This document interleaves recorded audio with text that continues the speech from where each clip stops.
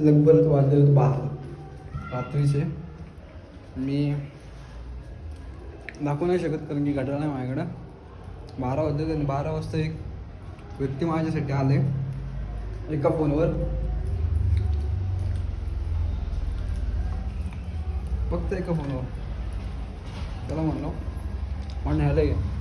But काय माझ्याकडं म्हणलं न्यायला ये. बघा ते व्यक्ती फोन.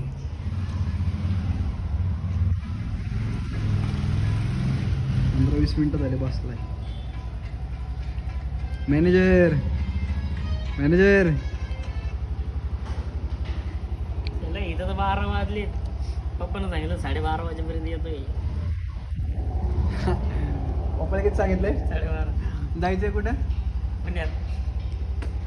वाजलेत किती? टाइम दाखव टाइम दाखव. 12 होत आले. तुम्ही बघू शकता पॅन्ट. किसत नाही रे बाबा. इथं चालू कर चालू कर. करेक्ट 12 वाजायला आलेत. करेक्ट एक 10 मिनिटं आहेत आणि आम्ही चाललोय पुण्यात बळच. आणि ह्याने सांगितलंय की कुठं चाललंय? दांडा बघायला चाललंय. अर्धा तास होतो. त्या दिवशी तर असला भारी विषय झालता ना.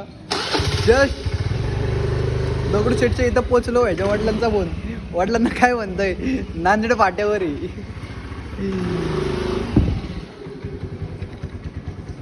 त्यामुळं नेमकीच माणसं कमवा पण अशी कमवायची वेळेला रुपये घ्यायचे. आता आपण डायरेक्ट भेटू थंडी वाजली. पुण्यात.